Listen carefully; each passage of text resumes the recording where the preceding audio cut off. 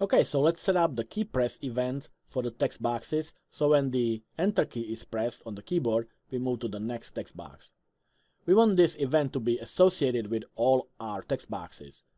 Of course, the last text box is a little bit different.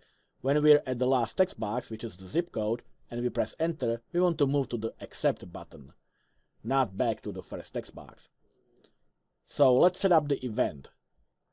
Let's click on the first text box, which is the name, and I'll get my properties back, my property window, and here click on the orange lightning icon.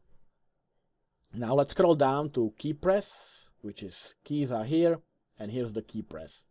And you can see that this occurs when the control has focus and user presses and releases a key. So the key that we will code it for is just the Enter key.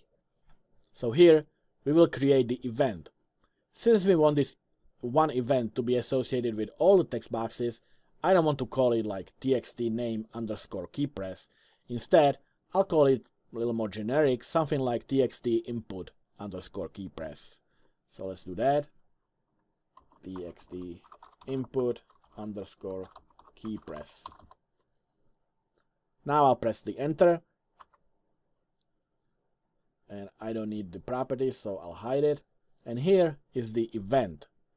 Note that we do not have the typical event arcs like we have for all the other events. Instead, we have the KeyPress event arcs. When I hover over it, you can see that it provides data for the control.keyPress event.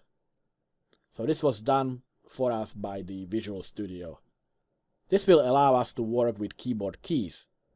But before we start coding, let's associate this event with all the rest of the text boxes. So I'll go back to my form, click this one, and bring back my property windows.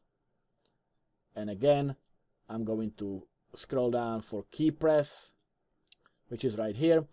But this time, I'm not going to create another event. I'm going to use the one that we just created. So I'll go to the drop-down and select the txt input underscore keypress. And now this event is associated with the address text box. Now I'll select the city text box. And again, in the keypress event, from the drop-down, I'll select the txt input keypress.